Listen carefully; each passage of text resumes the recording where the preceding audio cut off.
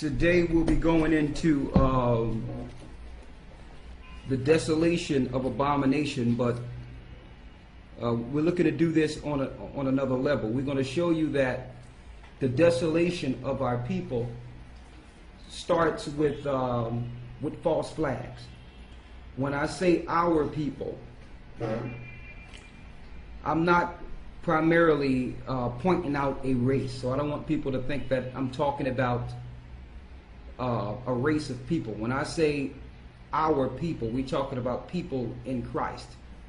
Okay, Yeshua. Of course, the scriptures says to the Jew first and then the Gentile, but all are in Christ. So I wanted to make that clear because I think that the division thing have been played in which all nations are fighting against each other. All people are fighting against each other. We know that was prophesied in Matthew 24.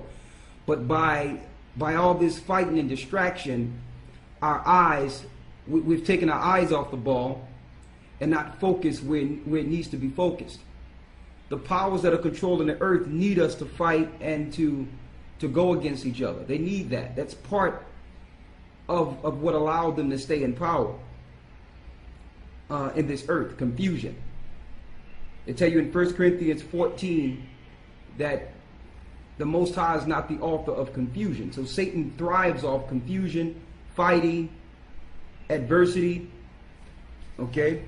But what we're going into today, we're going to use a little history and the Bible to show you there's nothing new under the sun, and that there cannot be a desolation of a people without first a false flag.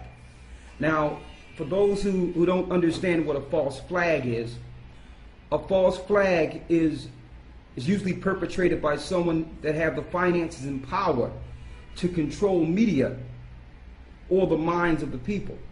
A false flag is like an attack or some type of terrorism activity in which it's perpetrated by government and blamed on people to go against a specific group.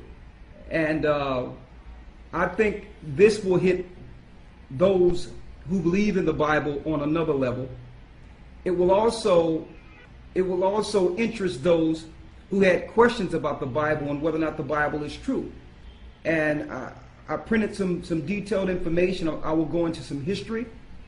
If you don't know history, we're doomed to repeat it. Because we don't study history, we're in this never-ending cycle that's destroying us. So I'm going to go into the history to show you that these things were prophesied and there's nothing new under the sun when it comes to what's going on in the earth today. When we say desolation, the Bible, the book of Daniel, talk about a desolation of abomination. You hear about this desolation primarily in prophecy with prophetic church teachers, and they tell you that the desolation is against the church. And they say that it's going to come a time of tribulation in which the church will be in turmoil. You can't say they're fully incorrect. They are correct. But the part in which they're incorrect is they don't include the fact that this is actually aimed at a race of people first. They don't look in the history and show what happened to the Jews that ran into Africa in 70 AD. That was the first desolation that would lead to persecution of Christ's church. They tend to sway away from that information because if they go into it, it would actually pinpoint and signify a distinct people who are Israel that ran into Africa fleeing from the Roman Empire. Because they don't want to answer those or deal with those or open that can of worms, those can of worms, they would rather say that it's the church. That's the biggest problem we have with modern day theology. It's not that they don't teach some things correct, but they exclude the people it actually happened to. That's the piece. And we see a lot of people out there like Alex Jones and whom the government call conspiracy theorists. We see people putting bits and pieces together about what's going on, knowing that the government have something to do with a lot of these things that are happening in the earth. But yet, it's a conspiracy because they can't put it together. Everyone have a piece, but they're excluding the most important piece.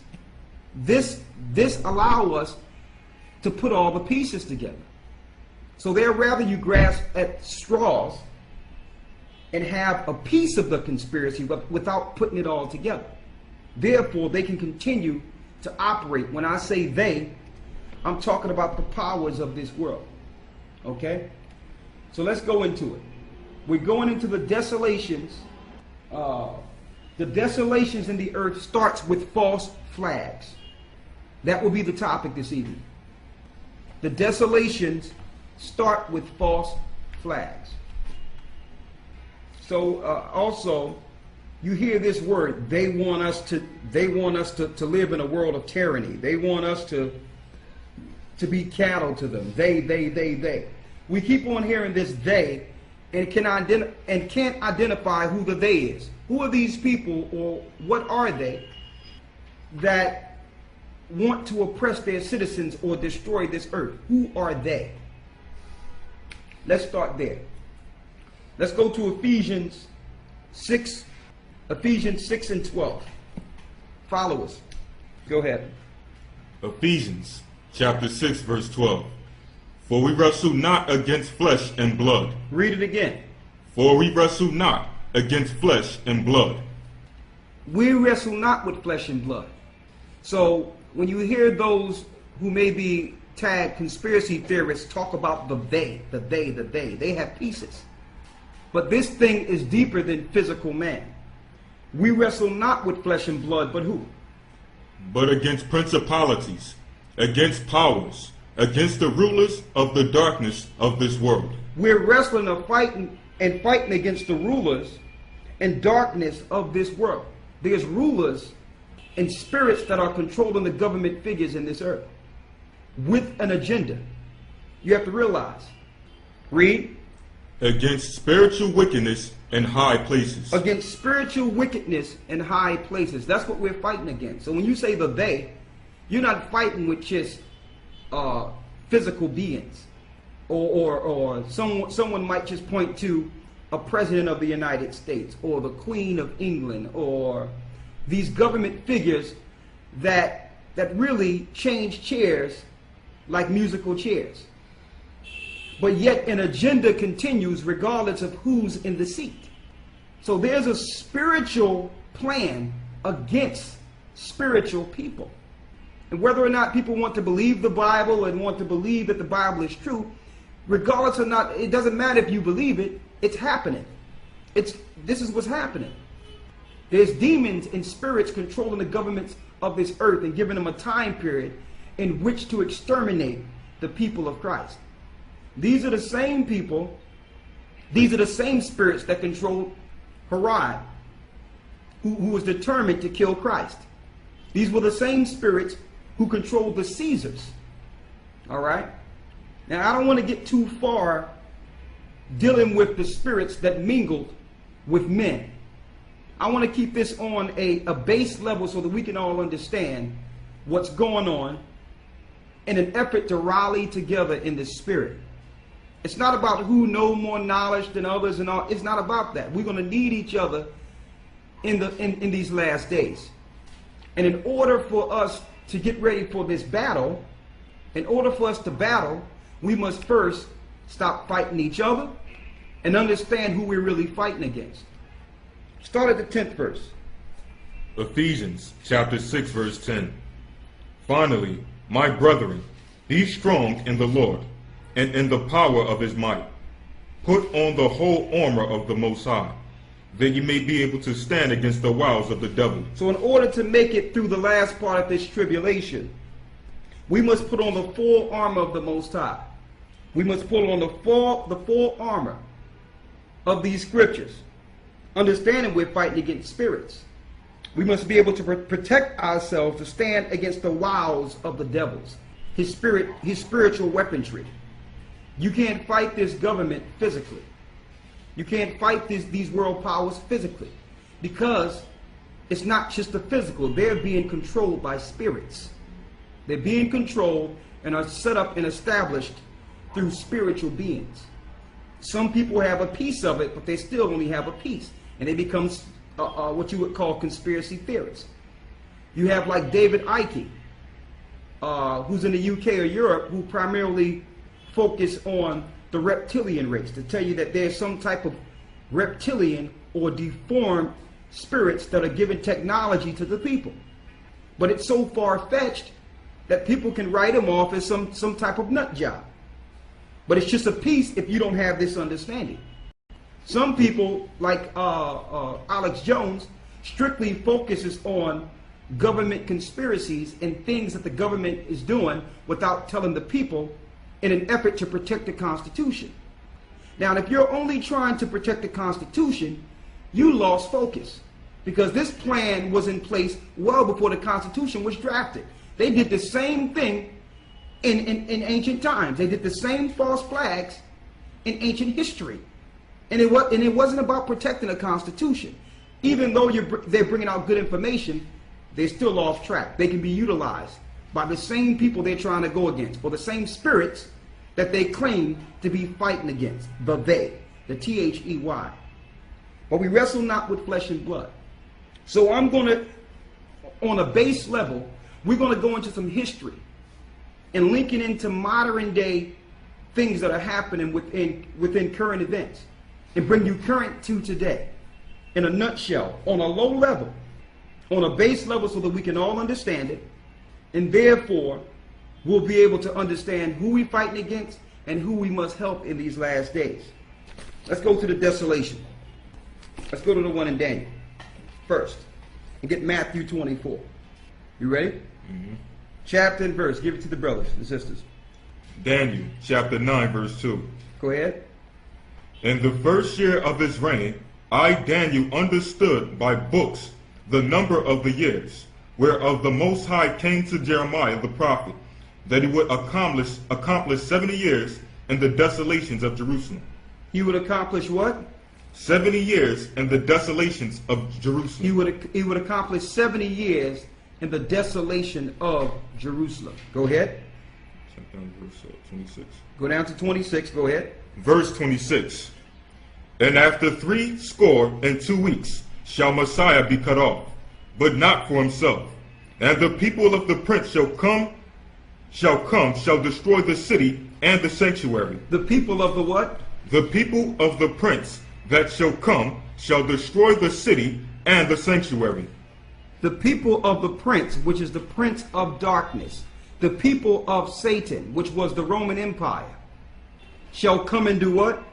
Shall come, destroy the city and the sanctuary. They shall come and destroy the city and the sanctuary.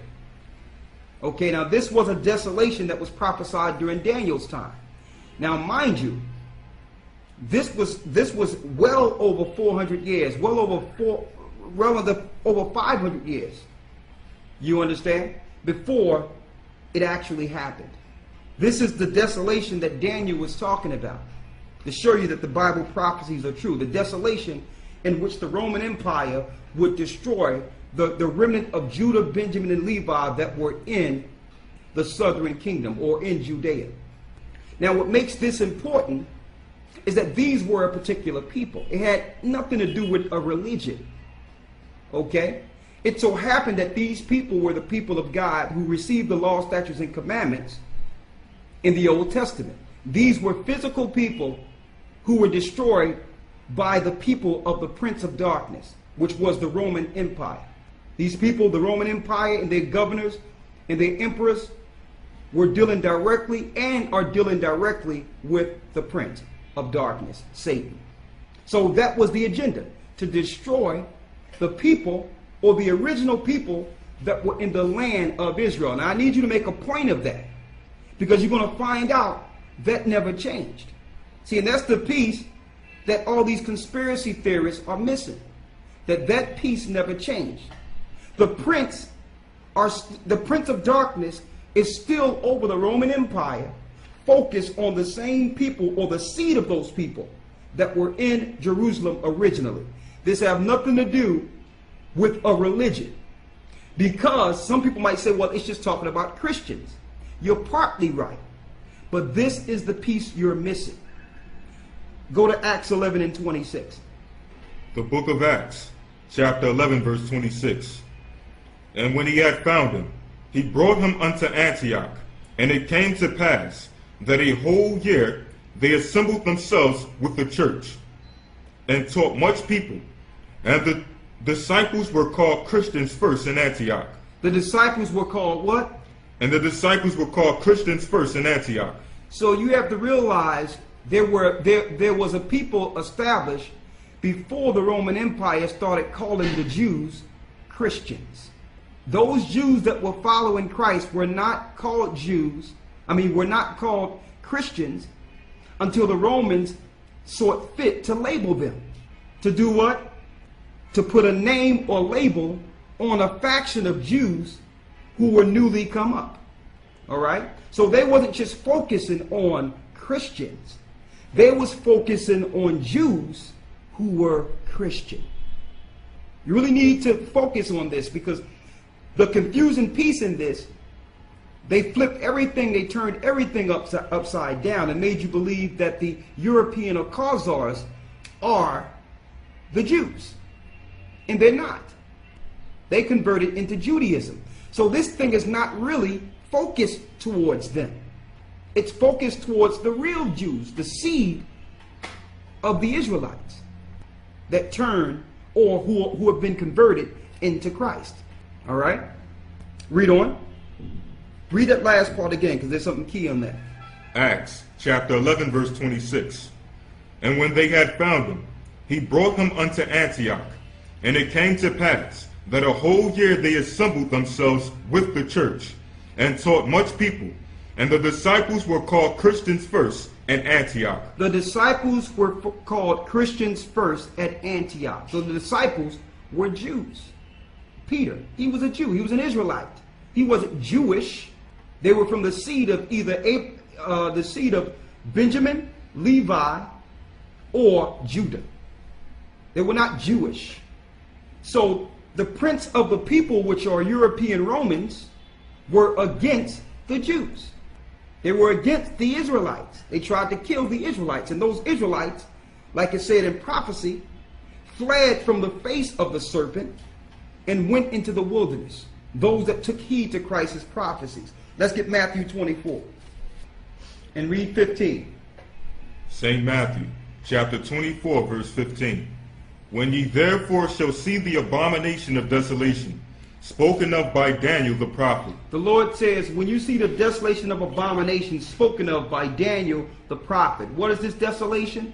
This is the prince of darkness's government, which is the Roman Empire, coming against the Jews which were in Israel at that time. Coming against the Christians or the Jews who followed Christ, or the Israelites that followed Christ. Read. St. Matthew chapter 24, verse 15. When ye therefore shall see the abomination of desolation, spoken of by Daniel the prophet, stand in the holy place. Stand in the holy place. Read. Whoso readeth, let him understand. Whoso readeth, let him understand. Read on. Verse 16. Then let them which be in Judea flee into the mountains. Say this again. Verse 16.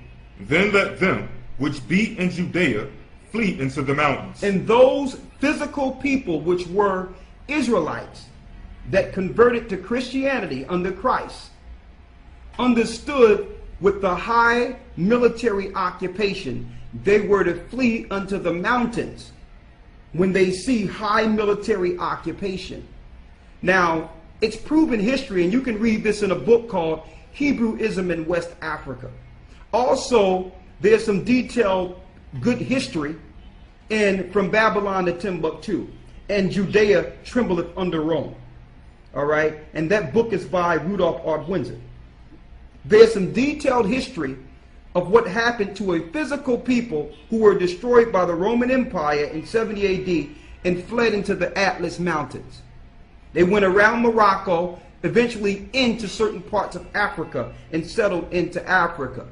These were the actual people that the serpent know that he must destroy and have a certain amount of time to destroy them.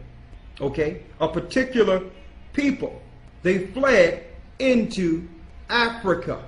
They fled into Africa from the face of the serpent. Now, before this happened, of course, signs of Christ or signs of the time is what those Christians or Jews at that time was looking for to know when to flee. That brings us to the false flags. How can the Roman Empire make a pretext to go against a people that were not bothering them? How could they do this? How would they get the public sentiment of the government to back them in their coup and military interaction amongst these spiritual people? Let's see. Here's a picture or a bust of Nero, Claudius Caesar, Augustus Germanicus. Now, as you can see, Augustus Germanicus. And as you can clearly see, you see the word German in his name. But he was a Caesar, Nero. There's some key things that Nero did about 4 years before the Jews was persecuted by the Romans and were destroyed in the desolation of abomination that led to their ousting from Jerusalem, or led to our ousting. Let me put it that way. I want to read this caption here. It says, Nero's rule is often associated with tyranny. And you notice you hear that word from conspiracy theorists a lot. Tyranny. Tyranny is when you have a government which makes you think it's a republic, but it's really ruled by one seat. It's not ruled by a republic. They just have the facade of a republic of checks and balances, but really the book stops at one seat. With tyranny, the people can be controlled, and the Senate and Congress can be controlled. It says, Nero's rule is often associated with tyranny and extravagance. He is known for a number of executions, including those of his mother and stepbrother, and the emperor who fiddled while Rome burned. So he sat and did festivities and was just relaxing while Rome was burning. Now, does this sound familiar? And as an early persecutor of Christians, he was the first one to aim persecution towards those that would follow Christ, the Jews in Israel at that time that followed Christ. Okay, so we're going to condense this. Yes, this war is against Christians, but you can't deny the Jews or the Israelites who bloodline linked directly to the people who were in Jerusalem at that time, who were Christians. That's who Satan is really against. That's who this government is really against. So, what did he do?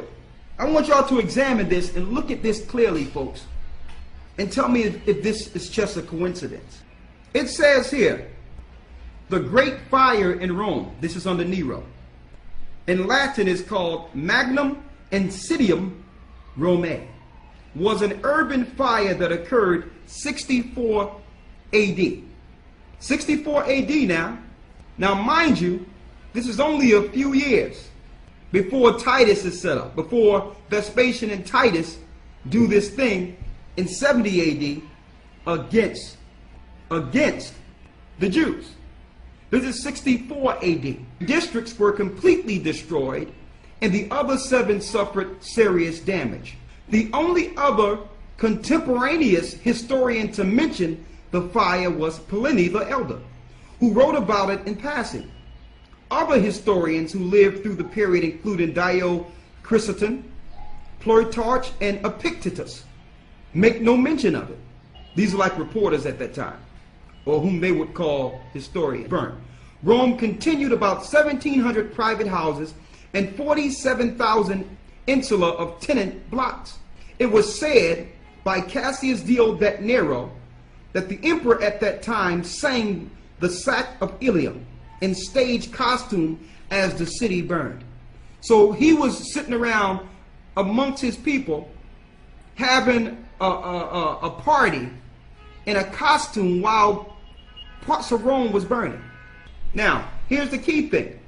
Nero organized a relief effort, which he paid for from his own funds. After the fire, Nero opened his palaces to provide shelter for the homeless. and arranged for food supplies to be delivered in order to prevent starvation among the survivors. In the wake of the fire, he made a new urban development plan, housing after the fire was spaced out, built in brick and faced by porticos on wide roads. Nero also built a new palace complex known as the Damus Area in the area cleared by the fire. The size of the complex is debated. So check out what this guy did.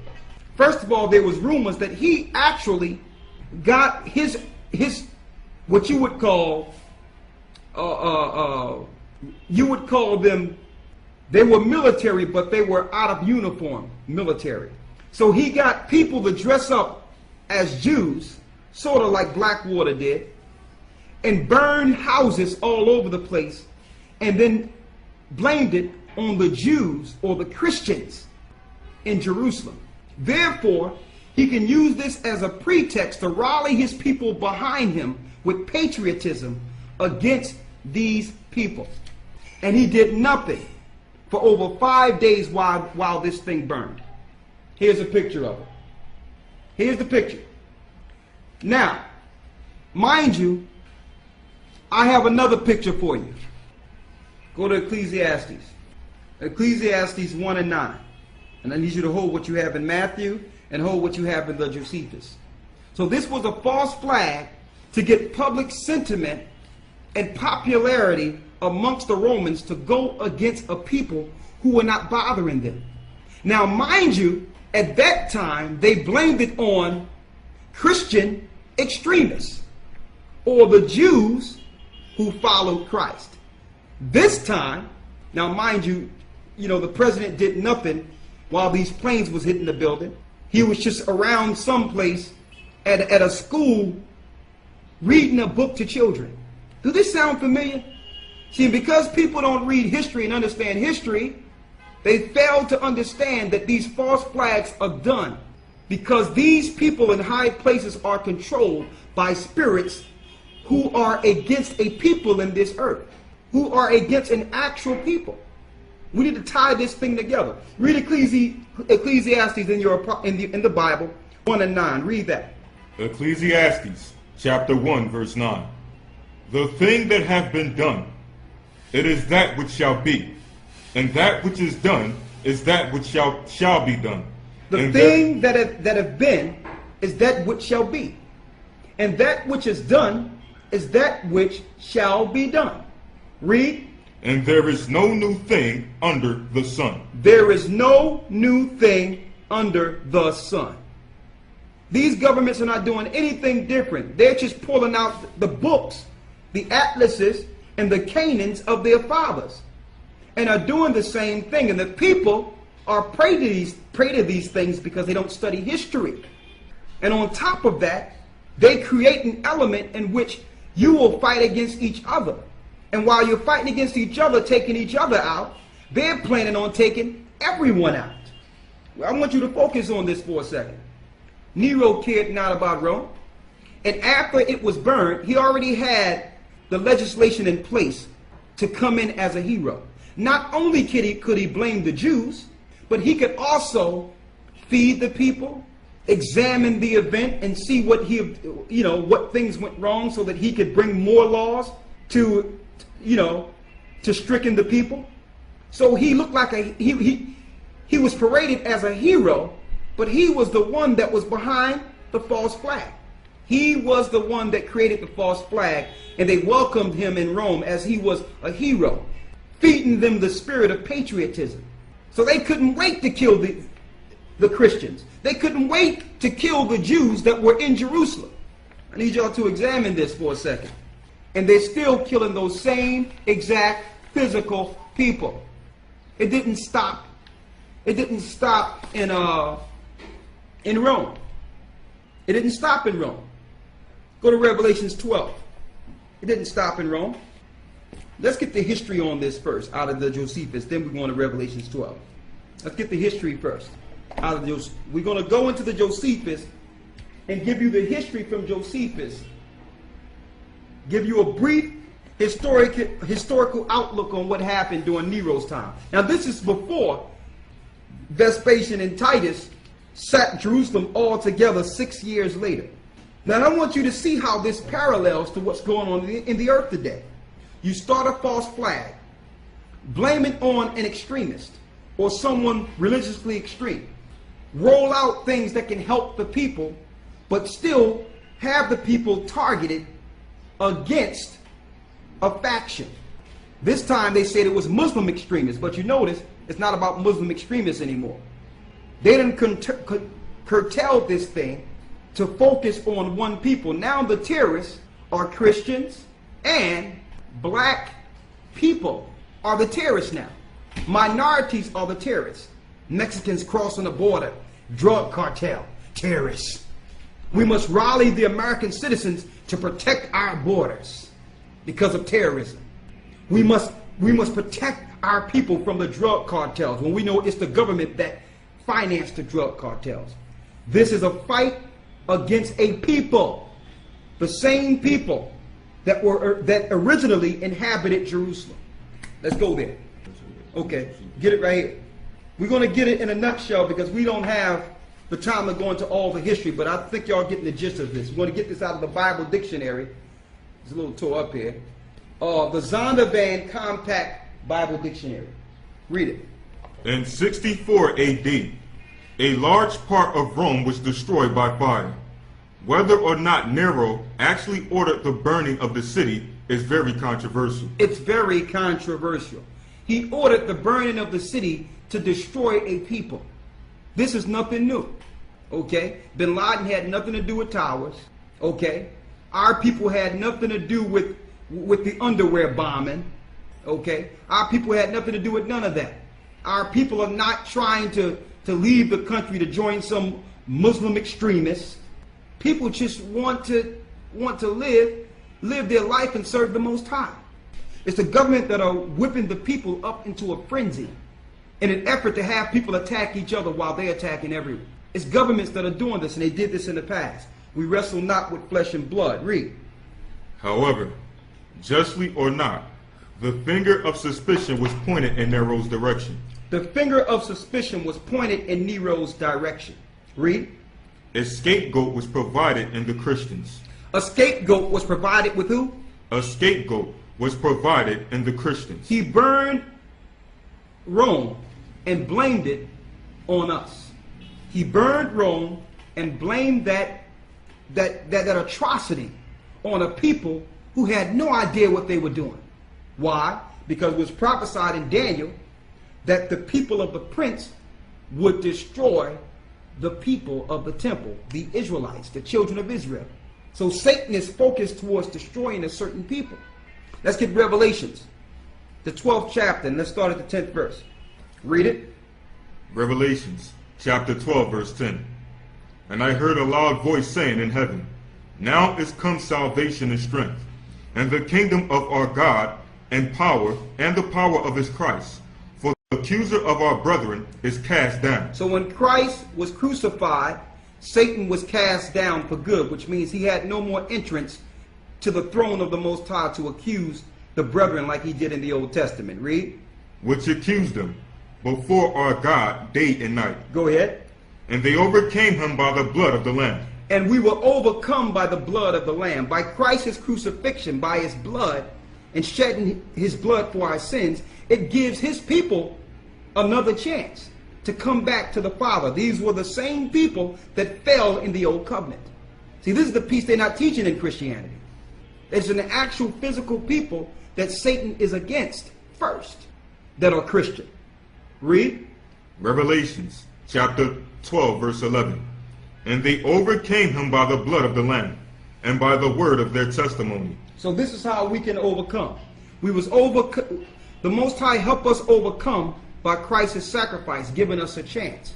Because in our law, it was required a lamb without blemish for an atonement of sins. And what? The last part of that.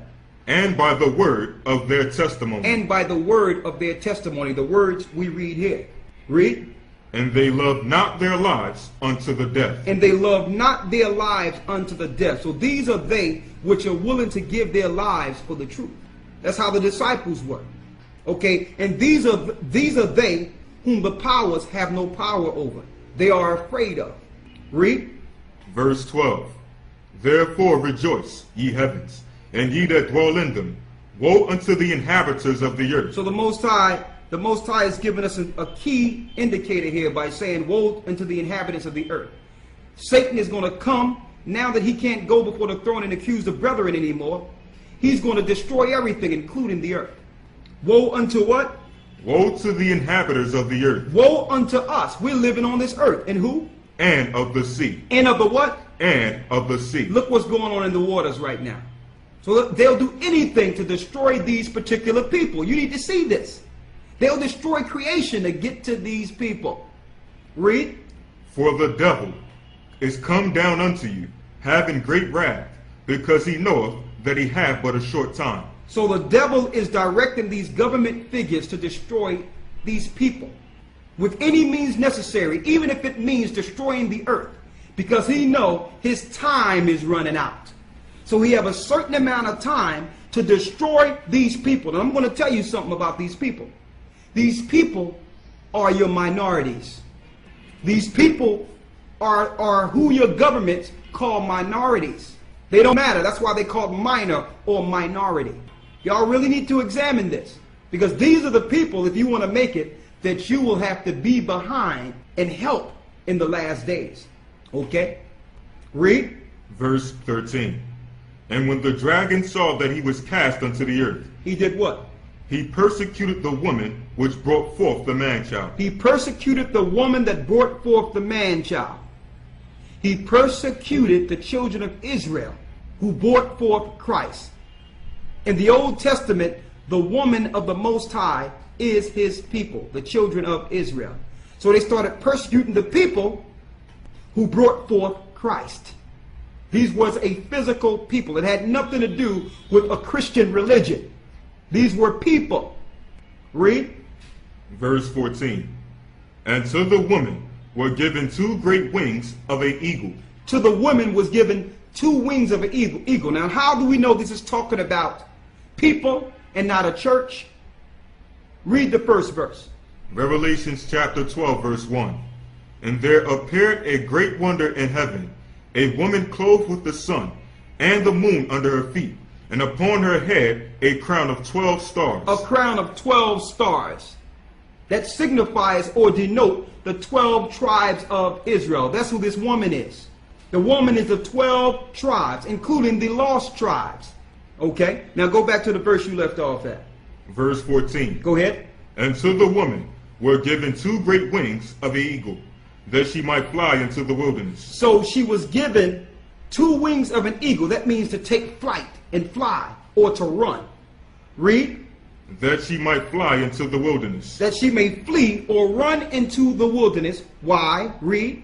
Into her place, where she is nourished for a time and times and a half time from the face of the serpent. So she will be protected for a certain amount of time, or a dispensation of time, against the Roman Empire, or the people who are being controlled by Satan. And what was their original mission? To totally exterminate the children of Israel. They didn't just stop at Christians. They exterminated all the Jews and all the Israelites. They tried to kill them all, but there was a remnant that ran into Africa. And you notice the eugenics program is aimed primarily, and your missionaries are aimed primarily towards Africa, different parts of Africa. Why? Because the Jews hid themselves amongst the other dark races. These are the same people that this system, this eugenics system, is aimed towards. It's not a coincidence. Now it's a false flag in the world today that's calling everyone terrorist, and it's aimed towards the poor. Only the poor are receiving the tail end of this thing. Only the poor is receiving the bad end of this. Look at what's happening in Jamaica now. They're cutting off the money to destroy. They're already poor. Look what happened in Haiti. Look what's happening in Mexico. Look at what's about to happen and what's happening in America right now. Look at what's happening. This is aimed towards a people, and they're doing the same thing. They're setting up a garrison around the country with military, with a UN military, for the last desolation of abomination, in which, or what the Christians call today, tribulation. This is what they're planning towards a people. And I have some information that I want to share with you on top of this. But let's finish where we were. Go ahead. Revelations chapter 12 verse 14. And to the woman were given 2 great wings of an eagle, or 2 wings of a great eagle, that she might fly into the wilderness, into her place, where she was nourished for a time, and times, and a half time from the face of the serpent. Where she's nourished a time, and a half a times from the what? From the face of the serpent. From the face of the serpent. So that's a dispensation of time that Satan had to rule. So the Most High opened a window in which those that took heed to Christ's prophecies would run into Africa and flee and hide themselves amongst the dark races from the Europeans, or the European power, which was Rome, that came to destroy the children of Israel that followed Christ.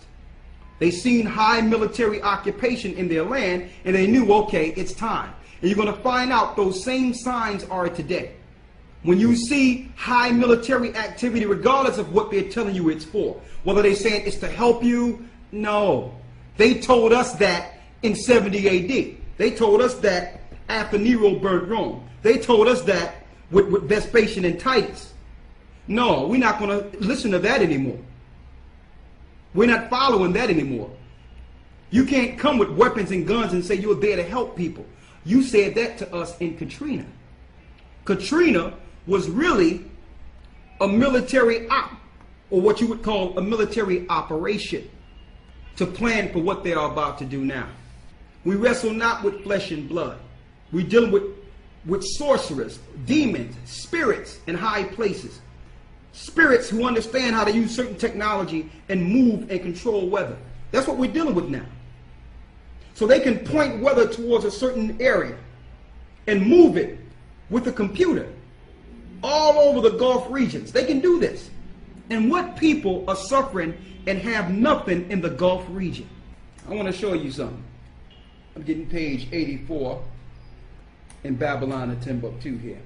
I want you to read. I'm on page 84 from Babylon to Timbuktu. And it talks about in the year 65 BC. Read that. In the year 65 BC, the Roman armies under General Pompey captured Jerusalem.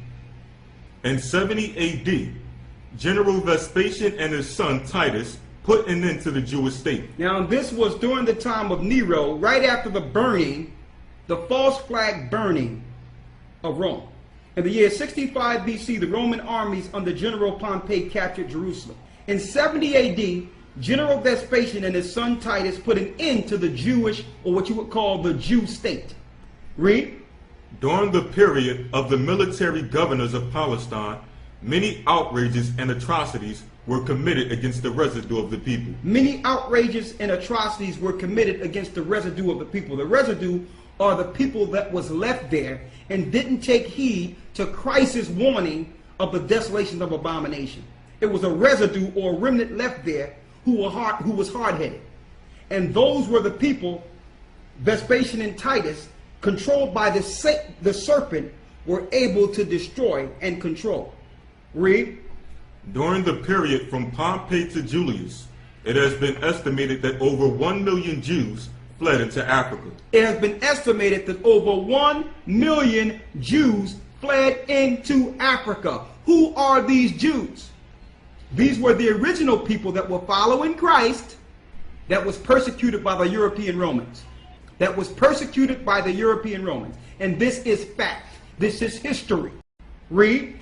During the period from Pompey to Julius. So if you look at the time from Pompey to Julius, read. It has been estimated that over 1 million Jews fled into Africa. Over how many?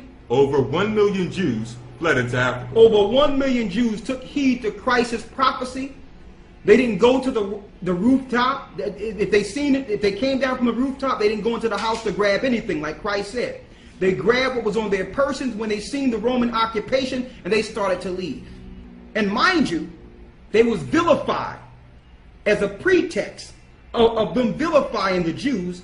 The Roman Empire was able to, for the first time, place military within Jerusalem. Their armies within Jerusalem.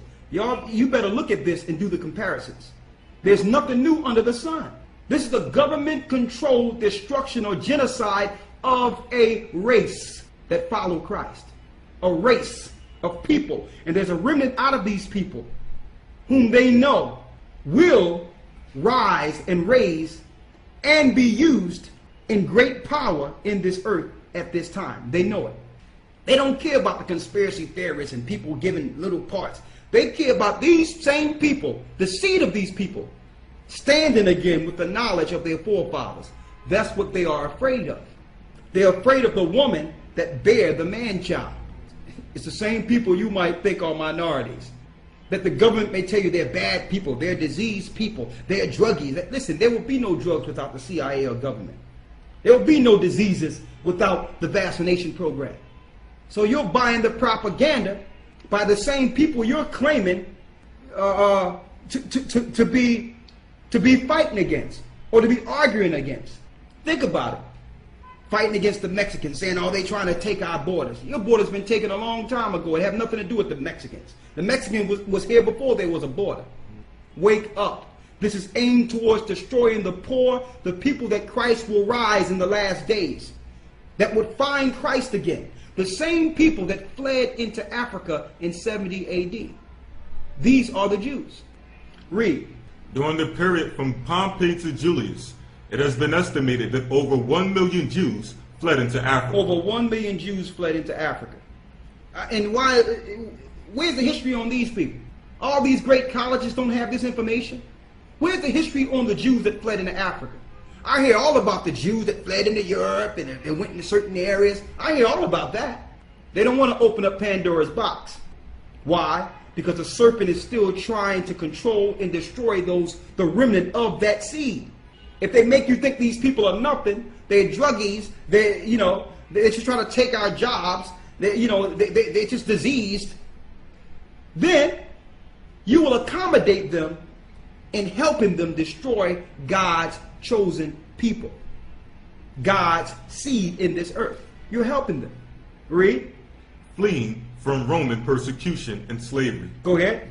The slave markets. Listen to this. The slave markets were what? The slave markets were full of black Jew slaves. The slave markets were full of black Jew slaves. We're reading this from Babylon to Timbuktu. Get that history book. Get some true history for a change so you can understand what's going on. And if you think this is something, what they are about to do throughout this whole earth is nothing compared to what they did to us in 70 AD. That was a microcosm in 70 AD on what the globalists are doing now. Because Israel was scattered throughout the four corners of the earth, they had to implement a governmental, one world government program of genocide to destroy these people who were scattered. And they don't care who they take down in the midst of them taking down these people. So yes, other races and other people are going to die in a great number, but they don't care. It's really aimed towards a certain people. Because they know in Revelation, the 12th chapter, Revelation 7 is talking about a number of men who must be sealed, who will rule with Christ. They know this. They know that Christ is coming to bring the kingdom that was promised a long time ago through Abraham, and his people will be established again, and Satan will be bound. They understand this. So they're using the governments of this earth, the powers of this earth, starting with the Roman Empire back then, and now it's being instituted by America in the Jewish Israeli state, the Khazar state, because they're not Israel according to blood, to continue what Nero started. Now, I'm going to give you some distinct details. Let's go to Josephus and show what happened to us at Masada for those who decided to stay in Jerusalem during that time and didn't take heed to Christ's prophecy to flee. Read it. The War of the Jews. Here's the War of the Jews. In the Josephus, I need you to give the chapter and part you're in, the part you're reading. Book 5, chapter 12, paragraph 1. Now, I want you to just meditate on this while we're reading this. And tell me, do this sound like Katrina? Now, mind you, when we talk about this, people say, well, hold up. It wasn't just black people that suffered in Katrina. Yes, there was some poor of other races that suffered in Katrina. But look at the number. Look at the percentages. Look at the percentages. Yeah, some people are going to fall through the cracks, but who are the people primarily targeted in Katrina? Who are these people primarily targeted? What people could not afford to displace themselves or had the luxury to go to some other place? Who are these people? Go ahead. And now, did Titus consult with his commanders what was to be done? Those that were of the warmest tempers thought he should bring the whole army against the city and storm the wall. For that hitherto no more than a part of their army had fought with the Jews. But in the case of the entire army was to come at once, they would not be able to sustain their attacks, but would be overwhelmed by their darts. But of those that were of a more cautious management, some were raising their banks again, and others advised them to let the banks go, but to lie still before the city and guard against the coming out of the Jews, and against their carrying provisions into the city. And I want you to examine this. Because Masada was a great mountain, which was the last fort that our people had in Jerusalem before we fell, the Romans knew that they could not take Masada because the Jews had the high ground there. So the only way they could win against the Jews, or the remnant that was left, was to encamp a trench around Jerusalem for 7 years and make sure no provisions get in or out. I want you to examine this now, because they're placing borders around a particular country right now. They covered the western coast and the western borders, the borders of Texas, Arizona, the borders of California, with the pretext or false flag of immigrants running over the borders. They used that and they incinerated the matter, throwing gas on the matter, by making people think that their financial case was because of these poor Mexicans making nothing coming over the border, doing jobs that you don't want to do anyway. But they used that to do what? To put military on the border. Because if they would have did it otherwise, you would have been suspicious. Now, the Gulf Coast. How can you send people with guns to cure an oil spill? A day after the so-called rig blew, Barack Obama made an announcement that he sent a SWAT team to investigate the Gulf Coast. Now, they're looking at a mass evacuation, which will shore up not just the western coast now, but the Gulf Coast all the way to the East Coast. So now what we have here is a border entrenched around the people. Can someone say Nero? Is this Nero? Is this Vespasian and Titus? Is this General Petraeus as Vespasian and Titus? And George Bush and Barack Obama as Caesar? Is it? Think. Read on.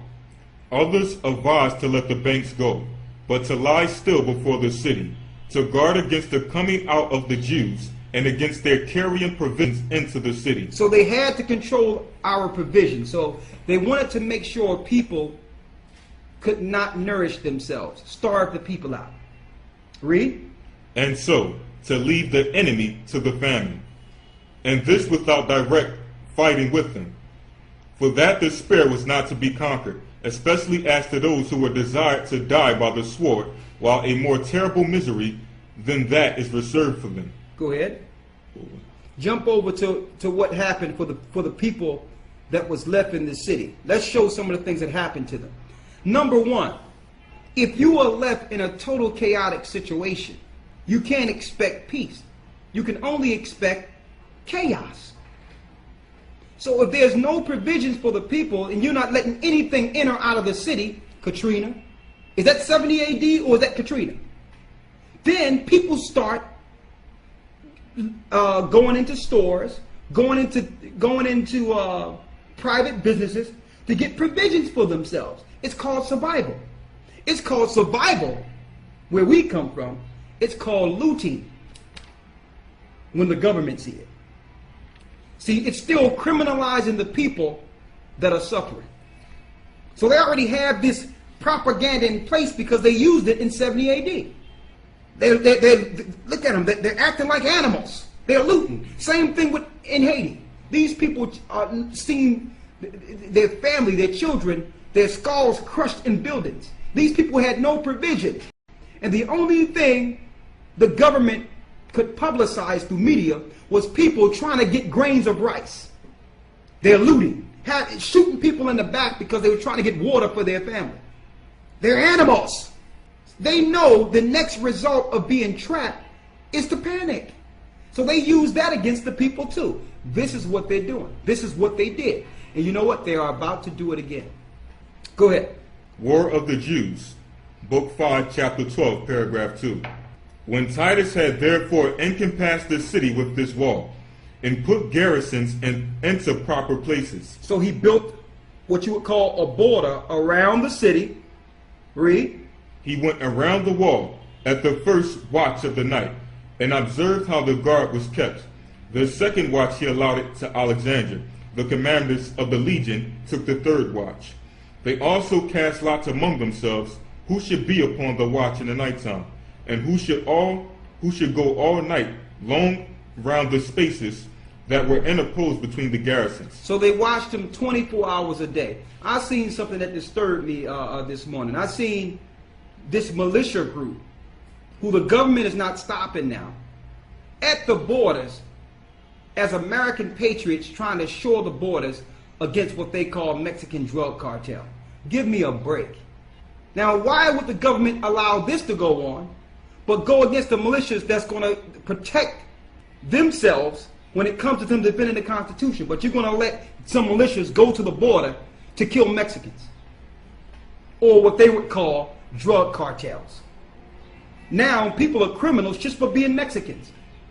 And these Mexicans are from the tribe of Issachar. They are part of the seed. They're the chosen people of the Most High. They're being vilified. Same thing I'm seeing here. It's okay to destroy these people because they're not good people. So you can put militias at the border to kill these Mexicans, and then just say they was part of a drug cartel. Go ahead. Paragraph 3. So all hope of escaping was now cut off from the Jews, together with their liberty of going out of the city. Then the famine widened its progress. This is what the Romans wanted. They wanted to starve these people out. Read. And devoured the people by whole houses and families. They devoured the people by whole houses in famine. Read. The upper rooms were full of women and children that were dying by famine, and the lanes of the city were full of dead bodies of the aged. The children also and the young men wandered about the marketplaces like shadows, all swelled with the famine. Their bellies were swelled by the famine. Now mind you, right on the outside of this city, the Romans are fat from eating. They got all the food, they got water, they got everything. But the people could not go down because they had the wells. The Romans had the wells protected. And if we came down to get water, they would kill the people. A border. Read. And fell down dead wheresoever their misery seized them. Go ahead. As for burying, those that were sick among themselves, those that were sick themselves were not able to do it. And those that were hardy and well were deterred from going out into the great multitude of these dead bodies. And by the uncertainty there was how soon they should die themselves. For many died as they were burying others. So you had people just falling dead trying to bury others. And a burial is honorable. That's in our law. So we couldn't even bury our dead from the weakness of famine. Due to the weakness of famine. Read. For many died as they were burying others. Now who could do this to a people? Do these people sound like humanitarians to you? Why would they do this to these people? Mind you, these people are people that follow Christ. They did nothing to the Roman Empire. Examine this and imagine what was going on in Katrina.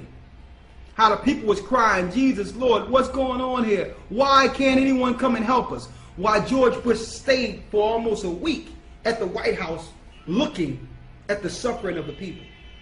Seeing the dead bodies float on water. You think this is a coincidence? Katrina was nothing compared to what's about to happen. It's zero compared to what's about to happen. Katrina was nothing more than a military operation for what they're about to do in America. Read on. For many died as they were burying others, and many went to their coffins before that fatal hour was come. Nor was there any lamentation made under these calamities, nor were heard any mournful complaints, but the famine confounded all natural passions. It was so hideous, and the death was such at a high level, people stopped mourning the dead. Death was expected. Now those are saying that, well, it's the tribulation period. You tell these people it wasn't tribulation. That's another thing. They make you think tribulation is just at a certain point or an interval. When our people have been suffering tribulation since 70 AD. Really since Christ was crucified. No, as soon as Christ was crucified, it was tribulation on the disciples. After the disciples, which were Israelites, it was tribulation on their people in 70 AD. A false flag by Nero. We ran into Africa. Then there was more tribulation when they grabbed us from the shores of Africa and brought us to serve slavery and made us serve with mirth, like it says in Psalms 137. And then there was tribulation all over. There was tribulation for Boricua Taino Indians. It was tribulation for the Mexicans, the tribulation for the Benjamites. Look at the Haitians eating dirt cookies. So don't give me no short period of tribulation when we've been dealing with tribulation, waiting on our Lord since he was crucified. We're in the tribulation. Stop making people think that you have to wait for something we're living in. We don't have to wait for an antichrist. The government is antichrist. We don't have to wait for all these little events that the Christian church meticulously put out there like a cheese on rope to hold it and keep on dragging you and make you chase a ghost while you're living the prophecies. We're in it. The mark of the beast is about to be instituted. Don't wait for no antichrist to come. We've been in the tribulation. We're in the tribulation. We're at the height. We're at the end. Okay? Read. But the famine confounded all natural passions. For those who were just going to die, looked upon those that were going to their rest before them with dry eyes and open mouths. Now mind you, these were the people who did not take heed to the prophecy. So when Christ says, woe to them that give suck in those days, it was those that didn't travel and had children in this situation. They didn't take heed to the prophecies. Those that understood the prophecies did what Christ told them to do. They left. They knew what was coming. They didn't say, well, I'm an Israelite. I believe in God. I believe. No, they did what the Most High told them to do. And they was protected from the face of the serpent. Read on. A deep silence also, a kind of deadly night, had seized upon the city, while yet the robbers were still more terrible than these miseries were themselves. So here it is. If you have people that are blocked off from society and are suffering, the strong overtakes the weak. So while these people were dying, you still had the strong, which were the zealots in there, who were running around, still robbing and destroying the people, taking gold from the people and all that. But that's natural. You're going to have that in a chaotic situation. See, and this is the things that our historians and our government officials study. They study the psychology of people in these situations. Why? Because they know history. So they know once you cut the people off and cut their food and water off, the next thing to watch for is the looters, the robbers. Only the strong survive in those situations. So they have a program already in place to vilify those that are robbing the people. It's called looting. You can see it's the same process every time that a disaster happened, and it's a government-controlled disaster all the way through. Okay? It's a government-controlled disaster. They come up with the problem, then at the end they bring the solution. But what about the people in the meantime? What about them? Read on. The robbers were still more terrible than these miseries were themselves, for they break open those houses, which were no other than open graves, which were no other than graves of dead bodies, and plundered them what they had. So they started robbing dead bodies. Now you know that's against the Jews' law. That's against the Israelites' law. But these are the things people do in a panic scenario. When you have nothing. Read. And carrying off the coverings of their bodies, went out laughing, and tried the points of their swords on their dead bodies. In order to prove what metal they were made of, They thrust some through of those that still lay alive upon the ground. So they become maniacs amongst the people. You got maniacs, people losing their minds amongst. What they do, they make sure they take your weaponry first. After they take your weaponry, then they look at you. The military was laughing at people, looking at people suffering during Katrina. That's nothing compared to what's happening. You have to realize how the military is trained. They're trained for death. They're trained for war. They're not for drugs. Do all types of mind control plan with them. Some of them are chipped. These are those, and a lot of these will not be American armies. There's going to be a UN army here throughout this world. Okay, I don't want to mean to bounce back and forth, but there's some key points here. Go ahead. They tried the points of their swords on their dead bodies. Go ahead. And in order to prove what three. Listen to this. Go ahead. Paragraph 4. There was a certain woman that dwelt beyond Jordan. Her name was Mary. Her father was Eleazar of the village of Bethzebub. Go ahead. Which signifies the house of Hyssop. She was eminent for her family and her wealth, and she fled away to Jerusalem with the rest of the multitude, and was with them besieged therein at this time. So she was besieged. Go ahead. The other effects of this woman had been already seized upon, such I mean as she had brought with her out of Perea, and moved to the city, which she had treasured up beside, as also what food she had contrived to save, and been also carried off by the rapacious guards, whom came every day running into her house for that purpose. This put the poor woman into a very great passion, and by the frequent reproaches and imprecations she cast out these rapacious villains. She had provoked them to anger against her, but none of them either out of the indignation she had raised against herself, or out of commiseration of her case, would take away her life. And if she found any food, she perceived her labors were for others, and not for herself. And it was now become impossible for her any way to have any food. Out of food. Going through what you call hunger pains. Go ahead. And it was now become impossible for her any way to find any more food, while the famine pierced through her very bowels and marrow, when also her passion was fired to a degree beyond the famine itself. Nor did she consult with anything but with their passion and the necessity she was in. Go ahead. She then attempted a most unnatural thing, and snatching up her son, who was a child sucking at her breast, she said, O thou miserable infant, for whom shall I preserve thee in this war? She said, how can I preserve my child in this war? She looked at her son that was sucking her breast. Read. For whom shall I preserve thee in this war, this famine, and this sedition? Go ahead. As to the war with the Romans, if they preserve our lives, we must be slaves. She said, what can I do? If I allow them to take us, my son is going to be a slave. Read. This famine also will destroy us, even before that slavery comes upon us. Yet are these seditious rogues more terrible than both the other.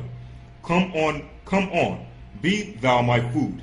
She looked at her son and says, you will be my food. A baby sucking on her breast. Read. And be thou a fury to these seditious varlets, and a byword to the world, which is all that is now wanting to complete the calamities of us Jews.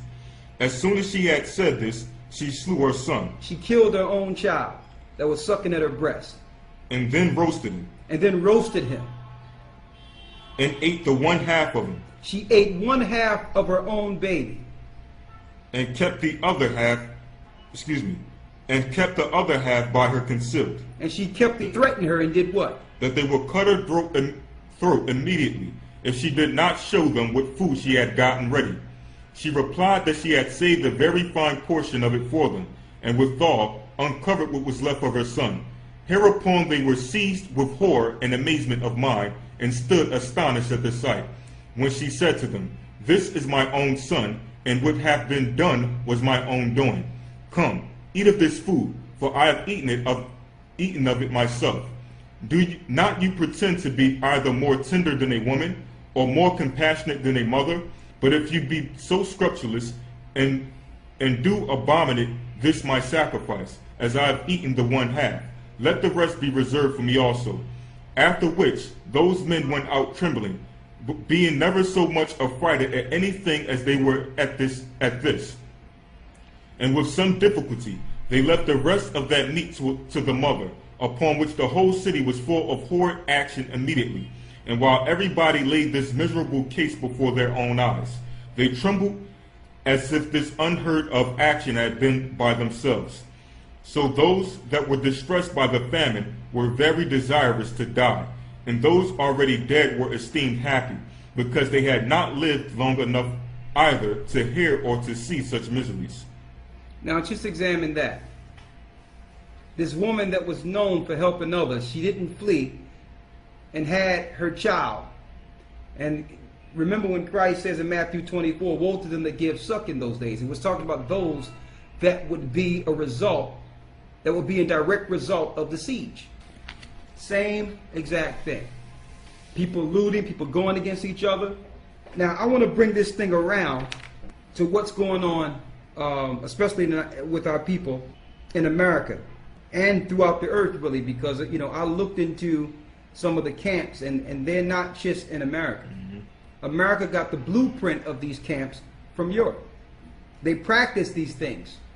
And who was financing these things? And I'm not afraid to say it. The Khazars and Rothschilds and the people whom you think or thought was Jews.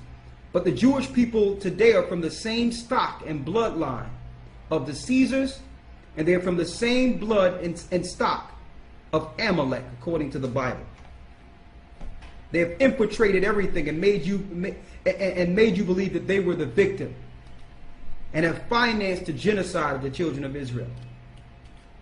And they have pitted people against people, race against race, gender against gender. They thrive off of division. They have financed the eugenics program. They are dealing with the synagogue of Satan. They are the synagogue of Satan. They have Satan's program. They have used Hollywood and sorcery and Kabbalah teaching to demoralize the world through moving pictures, or what you would call movies or television, to portray an image that may speak and live, so that people can aspire to see this image. And that image is the mark of the beast. They have financed this through their sorcery. And through this, we've become what they've programmed us to become. And by demoralizing us, we have walked away from the God that was protecting us. We walked away from him by following the image of the beast, which speaks and lives.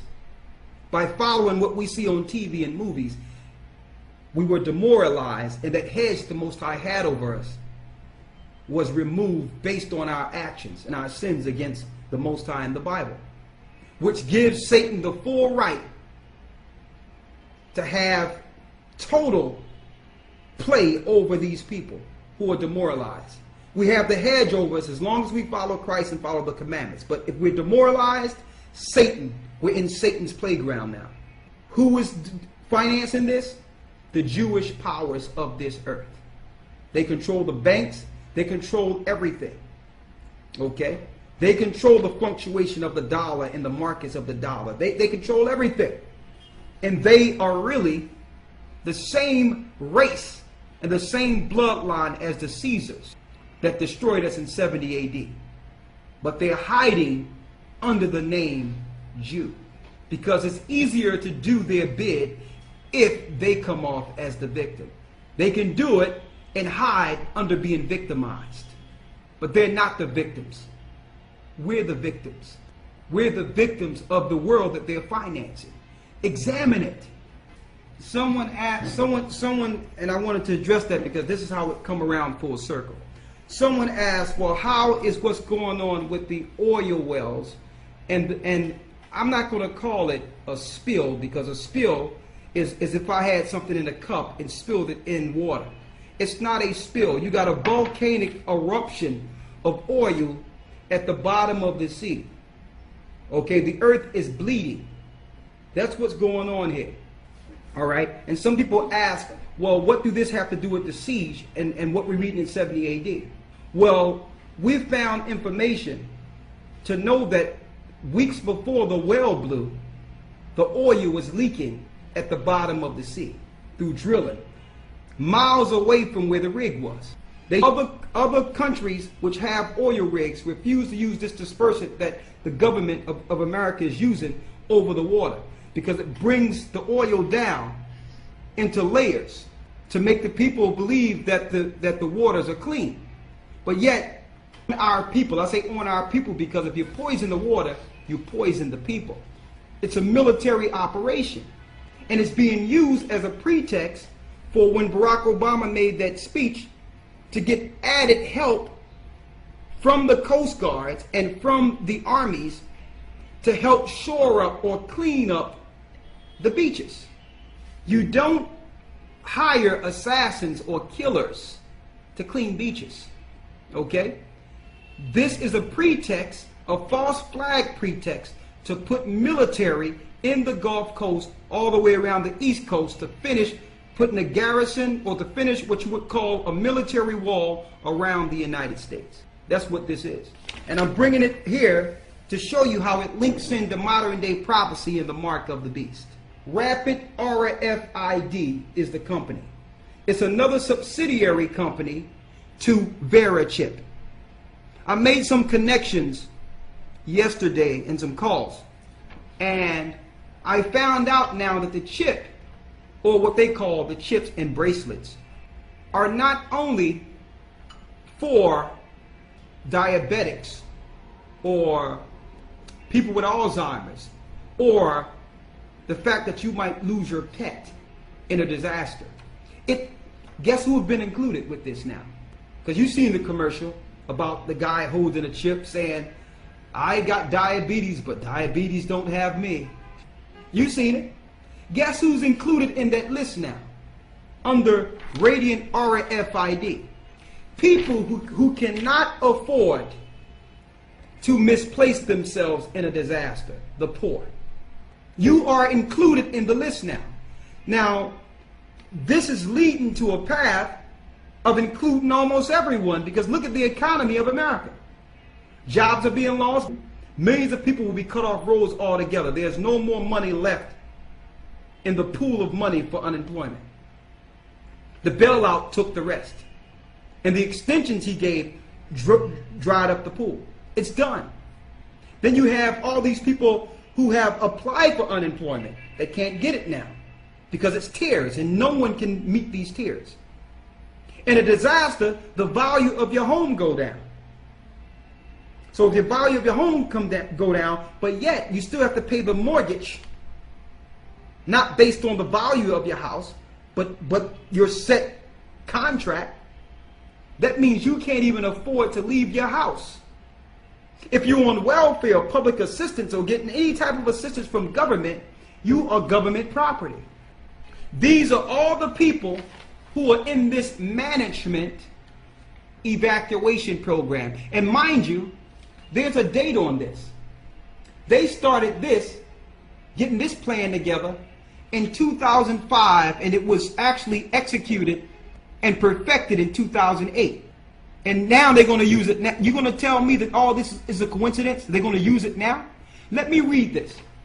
Radiant RFID was instrumental in making the evacuee tracking a process. Challenge. Here's the challenge. You see how the spread is?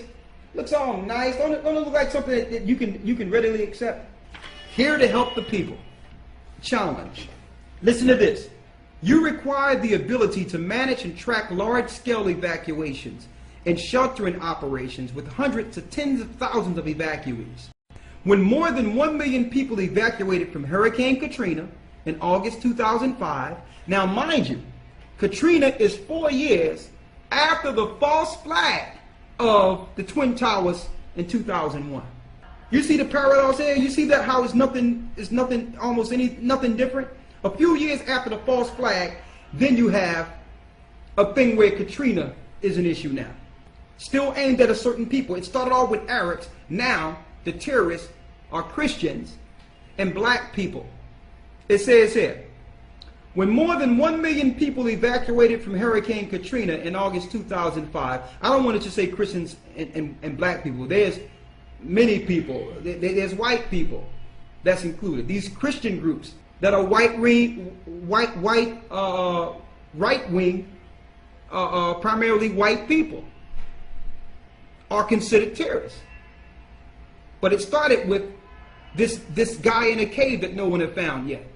It says more than 1 million people evacuated from Hurricane Katrina in August 2005. And more than 2.7 million people fled from Hurricane Rita the following month. Evacuation routes were gridlocked, fuel supplies drained, and shelters overwhelmed. Thousands of families were separated, and hundreds of pets lost or left behind.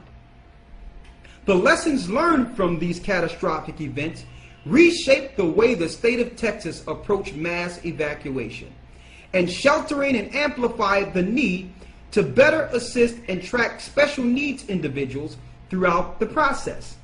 Here's the solution. The solution is Radiant RFID. Partnership with Motorola and AT&T.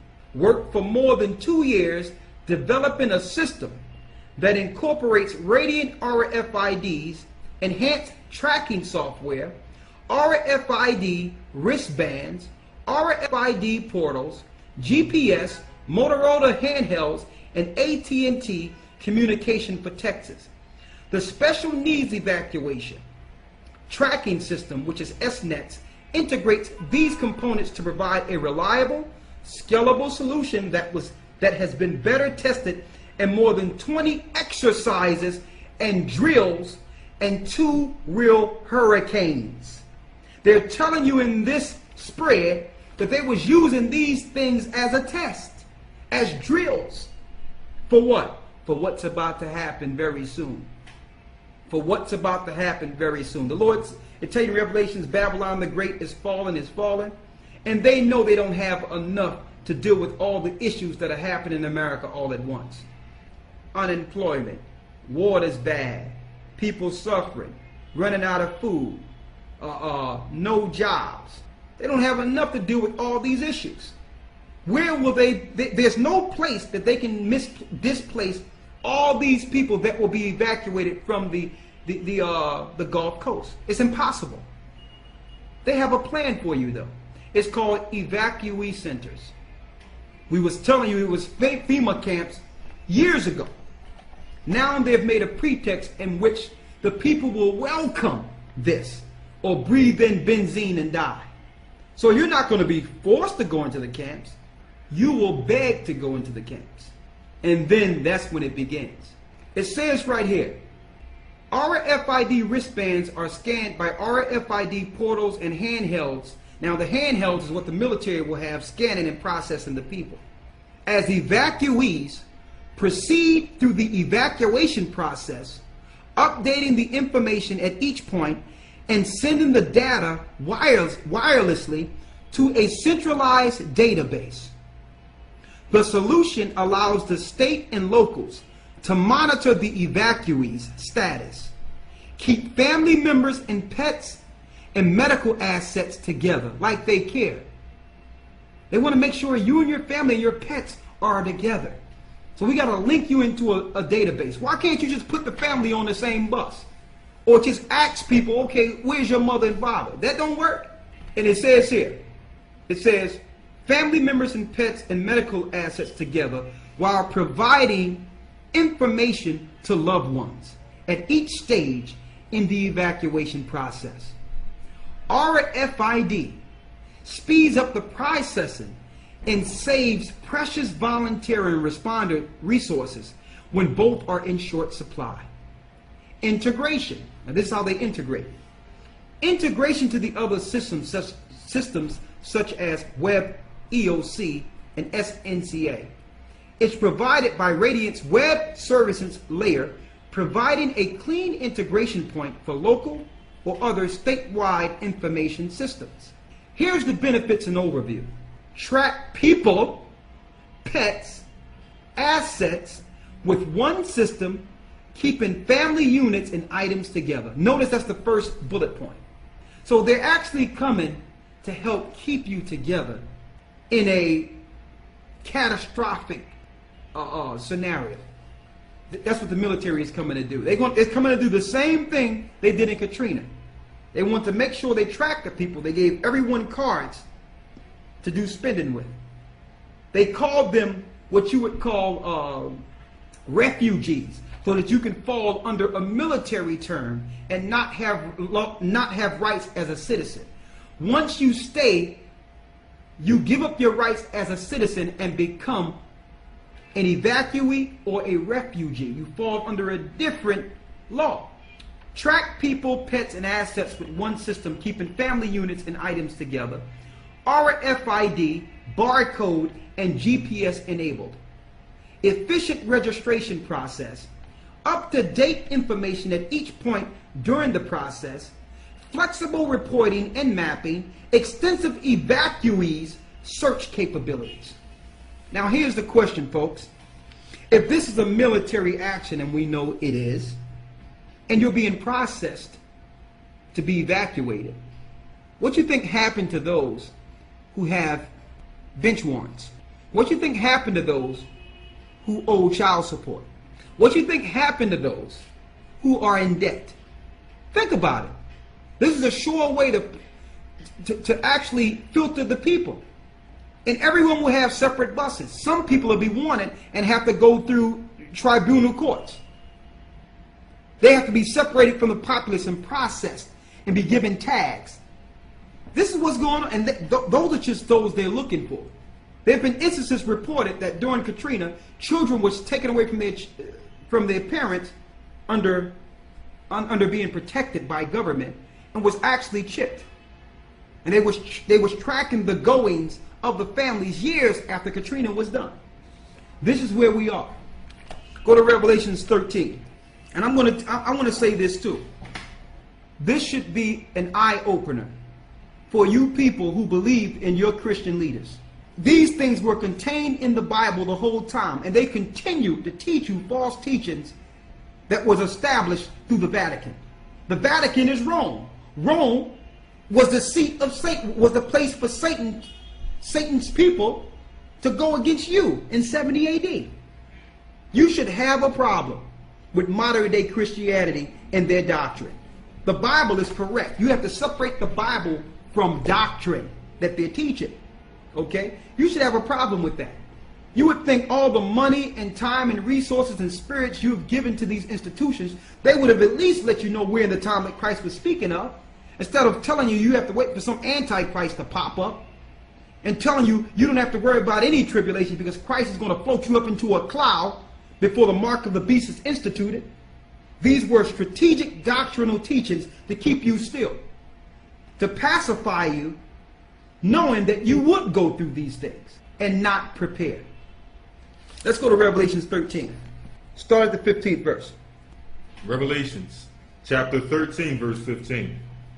And he had power to give life unto the image of the beast, that the image of the beast should both speak, and cause that as many as would not worship the image of the beast should be killed. So if you don't do it the image of the beast that speak and yet live is what they portray through your TV. That's what John was seeing. He was seeing a propaganda, or what you would call a programming of the people to follow a certain lifestyle that speak and lives before you. They use television for that. Who used this? Those sorcerers that came up with moving pictures to feed you a lifestyle, okay, so that you can live above your means. And when they take it away from you, you'll do anything to retain that lifestyle.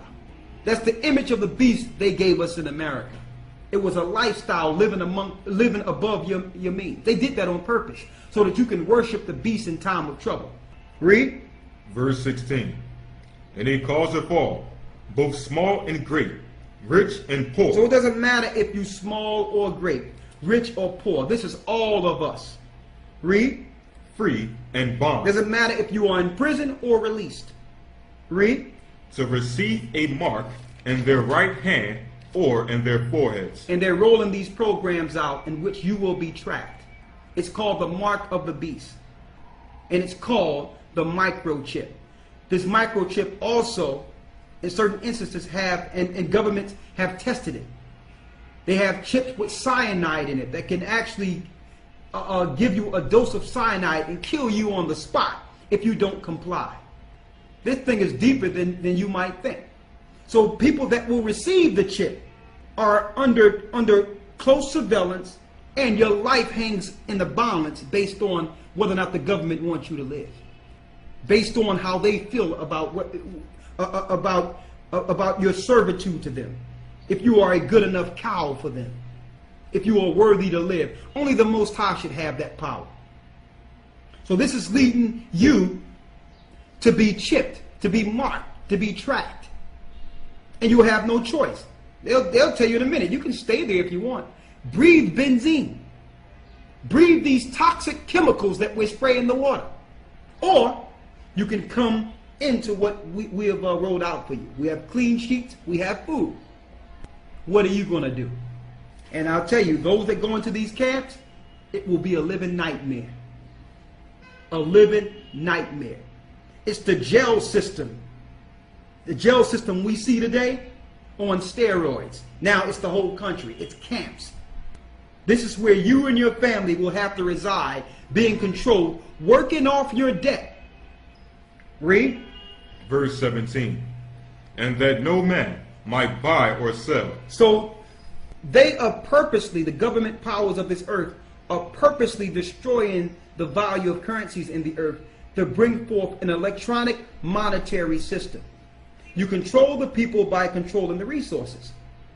So the collapse of the dollar and the fact that you're losing your jobs are purpose to lead you in which you would have to depend on them to buy or sell. What can do this? An electronic system. The Vera chip, radiant RFID, it's all connected. These natural disasters, it's all connected and leading to the mark of the beast, leading you in a system as if you're cattle or cow being tagged like cattle. And they already have you used to this. You're used to this to some degree. Think about it. You're used to dealing with your cards. You're being tracked that way, but it's not on the same level. They want to track people. They tested it with pets, and they're going to do children from the gate. Right out of the womb, they're going to be shooting children. No choice. You have no choice over your children anyway. They are properties of the state. They become properties of the state when you sign the birth certificate at birth. That's voluntary. You're signing your child over to the government. They're not yours. They can take your child at any time. Read. Verse 17. And that no man might buy or sell, save he that had the mark. No man can buy or sell unless he have this mark. And you notice, going back to the original premise of this teaching, about how the desolation starts with false flags. Right after the false flags, who came with the food for the starving? Who came with the way to help the people? Nero. He created the problem so that he can become the solution. And the RFID chip and the radiant RFID is the solution for what's going on in the earth today.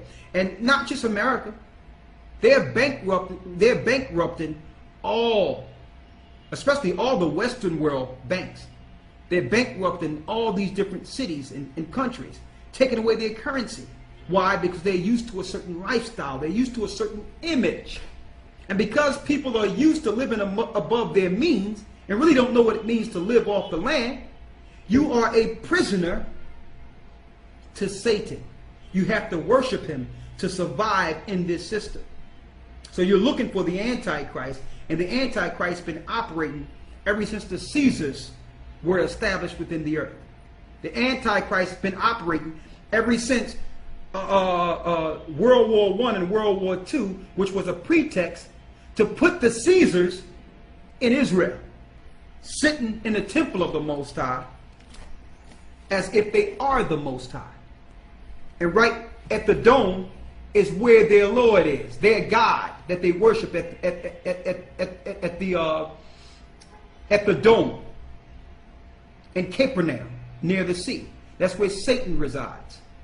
The spirit Satan, who has been bound to this earth, have given these empires the technology and understanding on what to do. And they follow Satan because they're Satan's sheep.